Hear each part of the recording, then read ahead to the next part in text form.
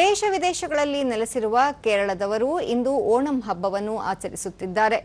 ದೊರೆ ಮಹಾಬಲಿಯ ಕೋರಲು ಸಾಂಪ್ರದಾಯಿಕ ಹೂವಿನ ಅಲಂಕಾರದ ಪೂಕುಳಂನೊಂದಿಗೆ ತಿರುವೋಣಂ ಆಚರಣೆಗಳು ಆರಂಭವಾಗಿದ್ದು, ಇದನ್ನು ಕೇರಳಂನಲ್ಲಿ ಎಲ್ಲ ಜಾತಿ ಧರ್ಮದವರು ಆಚರಿಸುತ್ತಾರೆ. ಸುಗ್ಗಿಯ ಹಬ್ಬವಾದ ಇದನ್ನು ಶಬರಿಮಲೈ, ಅರುಣಾಮಲೈ, ಗುರುವಾಯೂರು ಸೇರಿದಂತೆ ವಿವಿಧ ದೇವಾಲಯಗಳಲ್ಲಿ ವಿಶೇಷ ಪೂಜೆಗಳ ಮೂಲಕ ಆಚರಿಸಲಾಗುವುದು. ಓಣಂ ಅಂಗವಾಗಿ ಕೇರಳಾದ್ಯಂತ ವಿಶೇಷ ಸಾಂಸ್ಕೃತಿಕ ಕಾರ್ಯಕ್ರಮಗಳು ಹಾಗೂ ಸಾಂಪ್ರದಾಯಿಕ ಕ್ರೀಡೆಗಳನ್ನು ಆಯೋಜಿಸಲಾಗಿದೆ. ಓಣಂ ಹಬ್ಬದ ಹಿನ್ನೆಲೆಯಲ್ಲಿ ರಾಷ್ಟ್ರಪತಿ, ಉಪರಾಷ್ಟ್ರಪತಿ, ಪ್ರಧಾನಿ ಸೇರಿದಂತೆ ಹಲವು ಗಣ್ಯರು ಶುಭ ಕೋರಿದ್ದಾರೆ.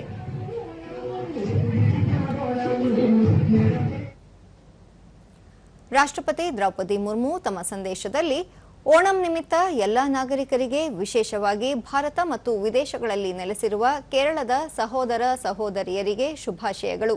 ಈ ಹಬ್ಬವು ಸುಗ್ಗಿಯ ಆಗಮನದ ಸಮಯದಲ್ಲಿ ಪ್ರಕೃತಿಗೆ ಕೃತಜ್ಞತೆ ಸಲ್ಲಿಸುವ ಆಚರಣೆಯಾಗಿದೆ. ಇದು ನಮ್ಮ ಶ್ರೀಮಂತ ಸಂಸ್ಕೃತಿ ಮತ್ತು ಭ್ರಾತೃತ್ವ ಮನೋಭಾವವನ್ನು ಬಿಂಬಿಸುತ್ತದೆ. ಇದು ವೈವಿಧ್ಯತೆಯಲ್ಲಿ ಏಕತೆಯನ್ನು ಉತ್ತೇಜಿಸುತ್ತದೆ. ದೋಣಿ ಸ್ಪರ್ಧೆಗಳು, ಜಾನಪದ ನೃತ್ಯ, ಸಂಗೀತ, ಕ್ರೀಡೆಗಳು ಈ ಹಬ್ಬದೊಂದಿಗೆ ನಂಟು ಹೊಂದಿದ್ದು, ಇವು ಕೇರಳದ ಸಂಸ್ಕೃತಿ ಮೌಲ್ಯಗಳನ್ನು ಪ್ರದರ್ಶಿಸುತ್ತವೆ ಎಂದು ಹೇಳಿದ್ದಾರೆ. ಉಪರಾಷ್ಟ್ರಪತಿ ಸಿಪಿ ರಾಧಾಕೃಷ್ಣನ್ ತಮ್ಮ ಸಾಮಾಜಿಕ ಮಾಧ್ಯಮ ಪೋಸ್ಟ್ನಲ್ಲಿ ಕೇರಳದ ಶ್ರೀಮಂತ ಸಾಂಸ್ಕೃತಿಕ ಪರಂಪರೆ ಮತ್ತು ಸಂಪ್ರದಾಯವನ್ನು ಬಿಂಬಿಸುವ ಈ ಓಣಂ ಹಬ್ಬವು ಪ್ರತಿಯೊಂದು ಮನೆಯಲ್ಲೂ ಸಂತೋಷ ಮತ್ತು ಉತ್ತಮ ಆರೋಗ್ಯ ಹಾಗೂ ಸಮೃದ್ಧಿಯನ್ನು ಮೂಡಿಸಲಿ. ಓಣಂನ ಚೈತನ್ಯವು ಸಮಾಜದಲ್ಲಿ ಸಾಮರಸ್ಯ ಮತ್ತು ಏಕತೆಯನ್ನು ವೃದ್ಧಿಸಲಿ ಎಂದು ಆಶಿಸಿದ್ದಾರೆ.